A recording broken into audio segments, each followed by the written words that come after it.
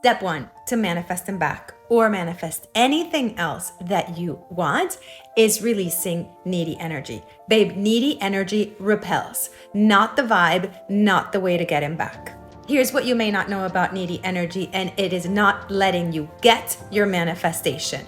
Every time you're looking on the outside for answers, anytime you're desperately talking to your friend, reaching out to a psychic, a therapist, or whoever it is to get the answers, you are in a codependent relationship. Codependence activates needy energy. It oozes through you and repels everything that you want. That's why clients tell me I am where codependence goes to die.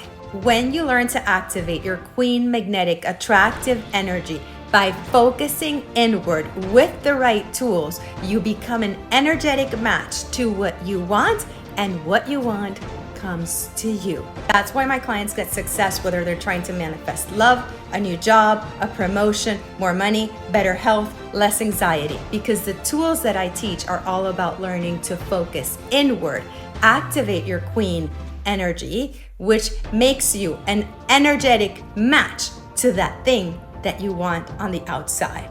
It's not about looking for answers, trying to change anything on the outside, which activates needy energy and codependence, which repels, my love, everything that you want and keeps you stuck in the same loop.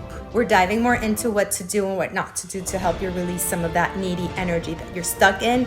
Follow along if you don't want to miss a single tip. I'll see you tomorrow for the next one.